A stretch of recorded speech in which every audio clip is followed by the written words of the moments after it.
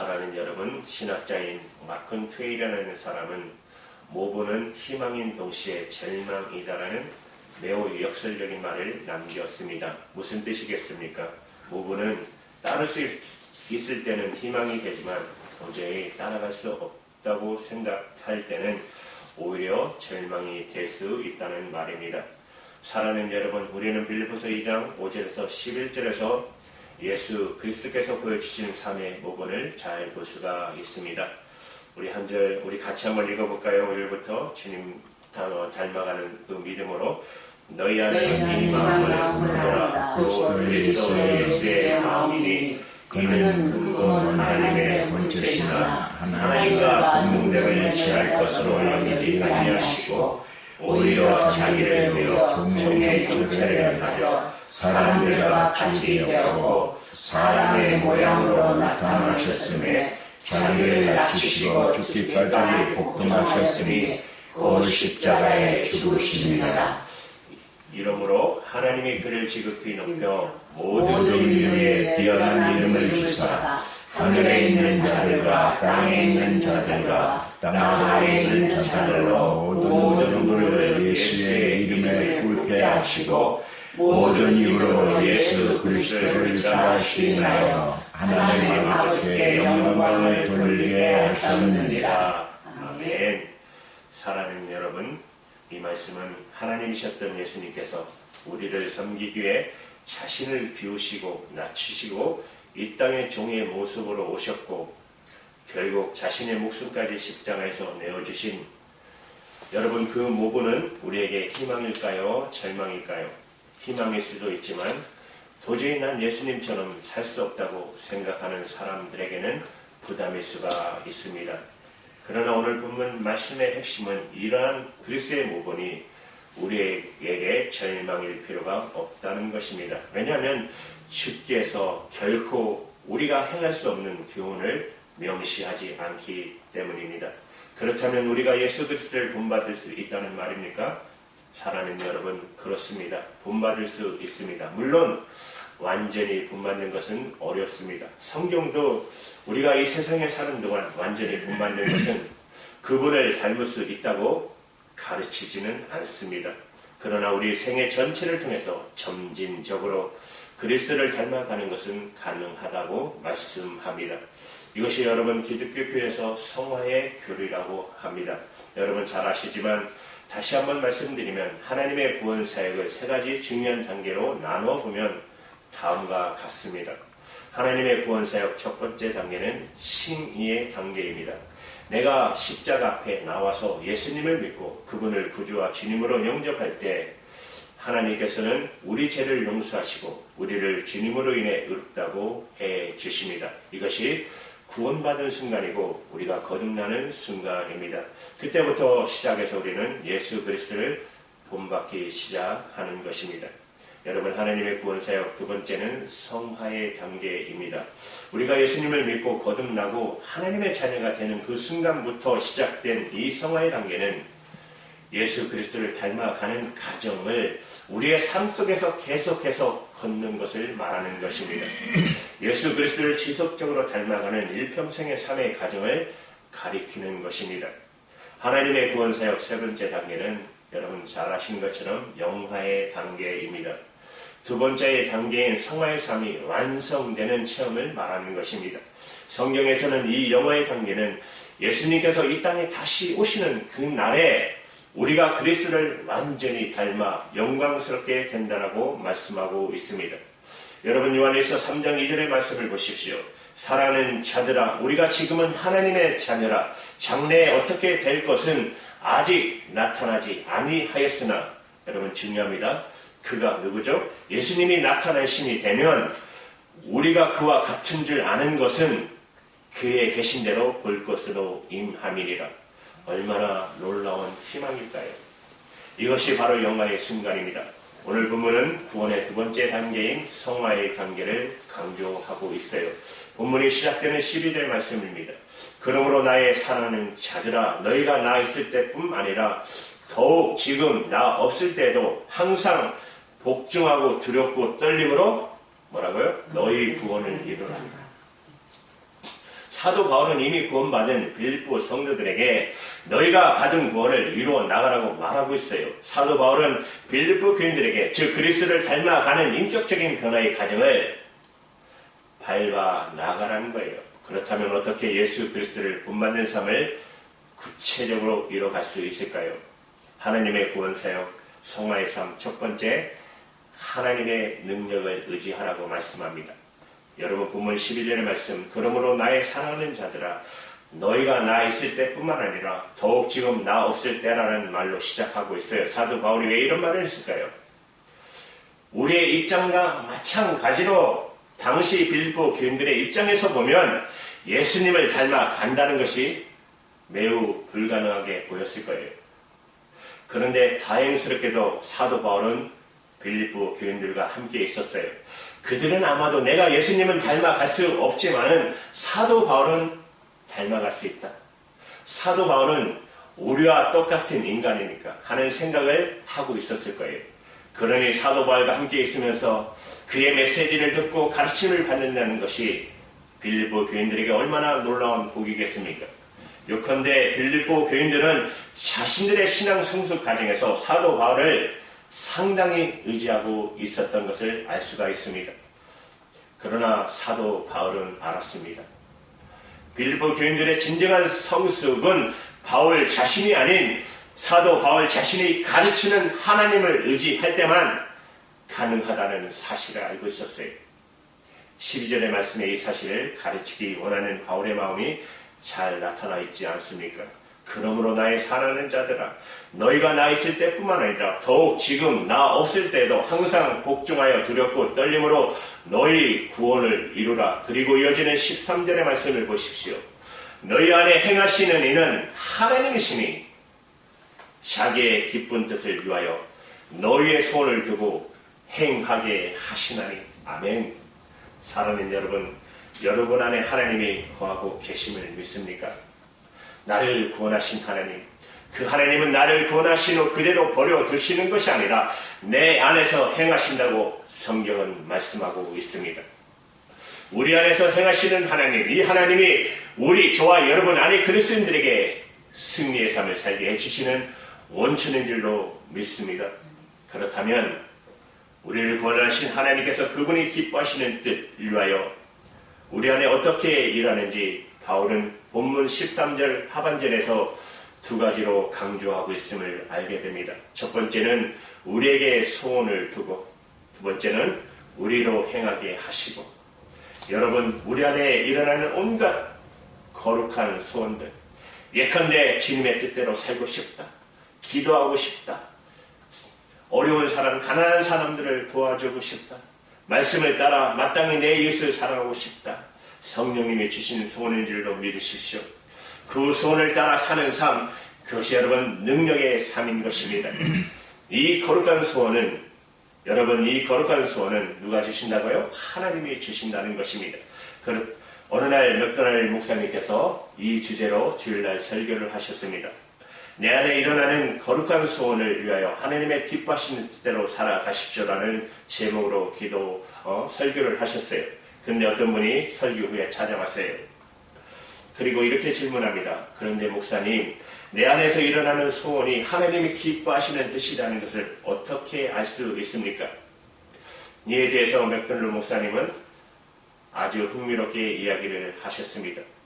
우리 안에 일어나는 소원이 하나님의 소원인지 어떻게 알기 위해서는, 우리가 알기 위해서는 먼저 우리는 우리의 영혼이 하나님 앞에 잠잠하시기 바랍니다.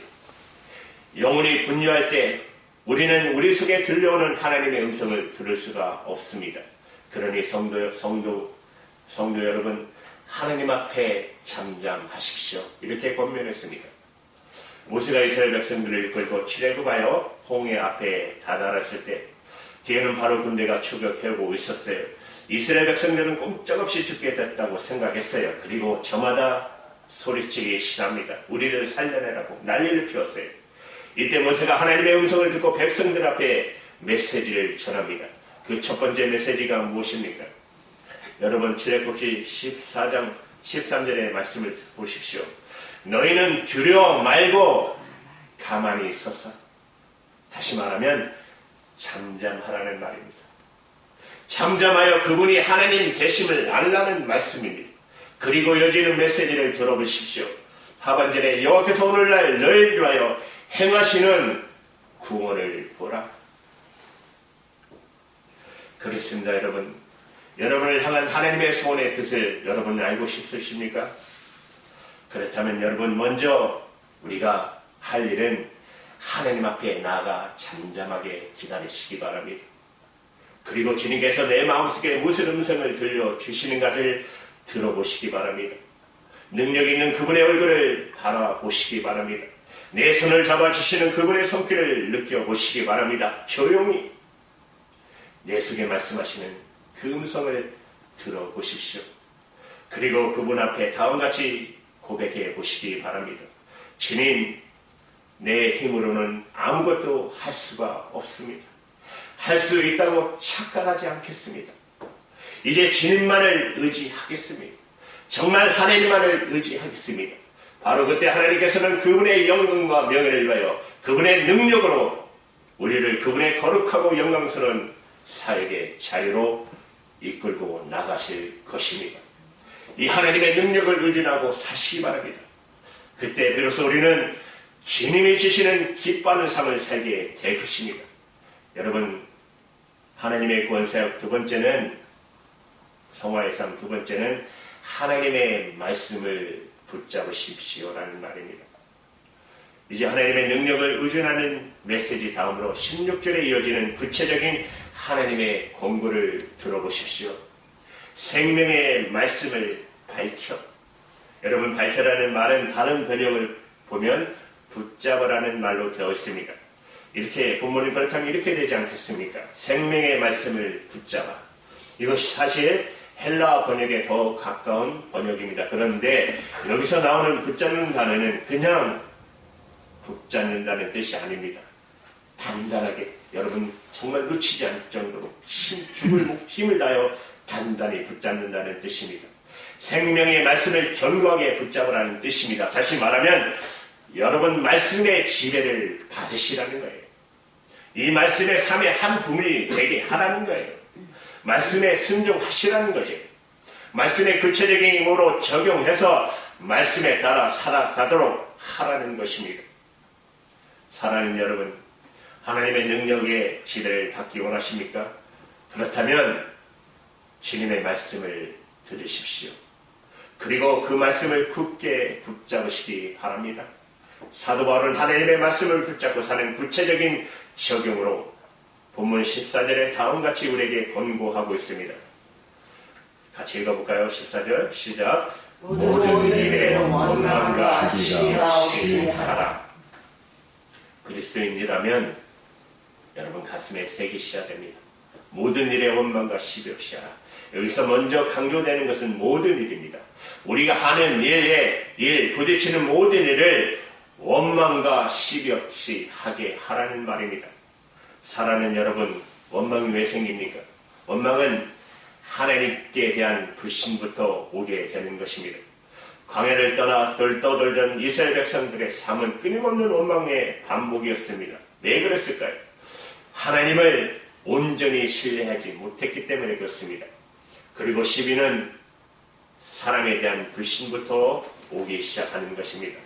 하나님께 대한 불신과 사람에 대한 불신, 그것이 원망과 시비를 불러일으키는 것입니다. 원망과 시비함으로 하나님과의 관계가, 인간의 관계가 짙어지기 시작하면 삶의 기쁨은 떠나가는 것입니다. 그 삶이 이웃들에게 전혀 빛이 될 수가 없을 것입니다. 여러분 15절의 말씀을 보세요. 이는 너희가 흠이 없고 순전하여 어그러지고 거스리는 세대 가운데서 하나님의 흠없는 자녀로 세상에서 그들 가운데 빛들로 나타내며 가치관이 왜곡된 오늘의 세대 속에서 우리의 삶이 빛들로 나타나기를 원하신다면, 그렇다면 원망과 시비를 극복하시기 바랍니다. 부정적인 태도를 극복하시기 바랍니다. 모든 부정적인 생각을 버리시기 바랍니다. 우리 인간의 본성은 부정적입니다. 구원받아도 죄성이 아직 남아있기 때문에 우리 안에 하나님이 기뻐하시는 삶을 살지 못하도록 부추기는 어두운 것들이 여전히 남아있어요. 그러므로 자신을 늘 살피시기 바랍니다. 오늘 본문이 시작되는 12절에서 그렇게 해서 이렇게 말씀하고 있는 거예요. 항상 복종하여 두렵고 떨림으로 너희 구원을 이루라. 아마도 바울이 이런 사실을 염두에 두지 않았을까라는 생각을 해봅니다. 물론 두렵고 떨림이라는 것은 아마 하나님을 두려워하는 자세를 강조하는 것은 틀림없어요. 그러나 한 성경 신학자는 다음과 같이 말합니다. 성도가 자신의 실존을 할 때, 자기 속에 있는 죄성을 알 때 진실로 하나님 앞에 두렵고 떨리는 자세로 엎드릴 수가 있다. 공감이 되시죠? 자기 자신의 연약함을 아는 사람, 그 사람은 절대로 적응할 수가 없을 것입니다. 저 유명한 마틴 루터가 종교개혁을 할 때의 일입니다. 종교 재판을 받으러 가기 직전 친구 한 사람이 찾아와 루터에게 물었어요. 거기 가면 교황과 황제와 귀족들과 대주교들 앞에서 자네의 교리의 정답성을 증명해 보이고 재판을 받아야 하는데 두렵지 않나? 여러분, 이에 루터는 다음과 같이 유명한 대답을 했답니다. 나는 오직 나 자신이 두려울 따름이네. 여러분, 우리 자신이 원망과 시비로 삶을 망치기 쉬운 지극히 연약한 존재라는 사실을 안다면 우리는 항상 두렵고 떨림으로 그분 앞에 서시기 바랍니다. 그리고 사도 바울처럼 나의 생각을 사로잡아 예수 그리스도 앞에 복종시키겠다. 기록된 하나님의 말씀 밖으로 내 삶이 넘어가지 않게 하겠다. 나는 말씀보다 앞서가지 않겠다고. 이 말씀이 나를 다스리도록 내 삶을 그분께 의뢰하겠다는 자세로 삶을 살아가셔야 할 것입니다. 사랑하는 여러분, 주님이 기뻐하는 삶, 주님을 본받는 삶을 살기를 원하십니까? 항상 자신의 연약성을 깨닫고 주님 앞에 엎드리면 우리를 살리는 하나님의 생명을 붙잡고 이 말씀에 다스림 받는 삶을 사는 정말 저와 여러분 되시기를 축원합니다. 여러분, 세 번째 마지막 하나님의 구원사역 성마의 삶, 하나님의 사람들을 섬기라는 것입니다. 주님을 본받는 삶은 부정적인 삶을 버리고 극복하고 모든 일에 원망과 시비 없이 하는 것을 앞에서 우리가 살펴봤어요. 그러나 여러분, 그것만 가지고는 부족합니다. 더 적극적으로 추구할 것이 있습니다.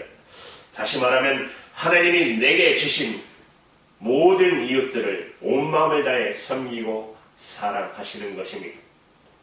그때 비로소 우리들은 그리스도를 닮아갈 것입니다. 그것이 그리스도인의 마땅한 삶이 아니겠습니까? 여러분, 마가복음 10장 45절의 말씀을 보십시오. 우리 같이 읽을까요? 시작. 인자가 온 것을 섬기려 하냐 도리어 섬기고 자기 목숨을 다하는 사람들의 정말로 주려 함이니라. 아멘. 우리를 섬기기 위해 마침내 자신의 목숨까지 십자가에 내어주신 주님의 그 삶을 본받기 원한다면 우리는 반드시 섬기는 삶을 배우셔야 합니다. 그리스도의 삶을 가장 닮은 분 중 한 분이신 테레사 스녀는 다음과 같은 글을 남겼습니다. 남들에게 섬김을 받고 대접을 받을 때 거기에는 인간적인 기쁨이 있습니다. 그러나 내가 이웃을 섬길 때 거기에는 하나님이 주신 신적인 기쁨이 있습니다. 어떻게 생각하십니까, 여러분? 여러분, 다른 사람이 나를 알아주고 인정해주고 대접해줄 때 느끼는 인간적 차원의 기쁨이 아닌 조건 없이 이웃들을 섬길 때 느낄 수 있는 이 진정한 기쁨을 느끼고 싶지 않으십니까? 사도 바울은 이미 그런 삶의 비밀을 체득하고 우리에게 권고하고 있습니다. 여러분, 17절 말씀을 보십시오. 만일 너희 믿음의 재물과 봉사에 내가 나를 관제로 드릴지라도 나는 기뻐하고 너희 무리와 함께 기뻐하리니. 사도 바울의 권고입니다. 여러분들의 신앙이 하나님과 이웃을 섬기고 봉사하는 자리에까지 이르도록 하기에 나는 여러분을 섬기겠습니다. 나는 이 일을 위해 나 자신을 바치고 시간을 바칩니다. 내가 나를 간제로 부을지라도 자기 자신을 태워 하나님께 드린다는 거예요. 여러분 구약 성경에 보면 번제 같은 제사를 들 때 제물 위에 술을 붓고 태워 버립니다. 다시 말씀드리면 사도 바울은 이렇게 말하고 있는 것입니다. 여러분이 하나님이 기뻐하는 사람이 되기 위하여 내 전 존재를 바치고 태울지라도 나는 기쁩니다. 사랑하는 여러분, 이것이 한 사람의 영혼을 사랑하고 그를 하나님의 사랑하는 사람으로 만들기 위해 자신의 모든 것을 바치는 섬기는 사람들만이 경험할 수 있는 기쁨이 아니겠습니까? 여러분 이 기쁨 아십니까? 테레사 수녀가 미국 여행하다가 한 자매를 만납니다. 그 자매가 자살하고 싶은 괴로운 심정을 고백하며 어떻게 하면 좋겠냐고 하자 테레사는 수녀는 다음같이 그 자매에게 권고합니다. 자살하기 전에 내 부탁 한 가지만 들어주십시오. 다름이 아니라 내가 일하고 있는 인도의 캘커타에 와서 한 달만 나를 도와 일해 주십시오. 그 다음에 당신이 어떻게 해야 될지 말씀드리죠. 그 자매는 테레사 수녀의 말대로 했습니다.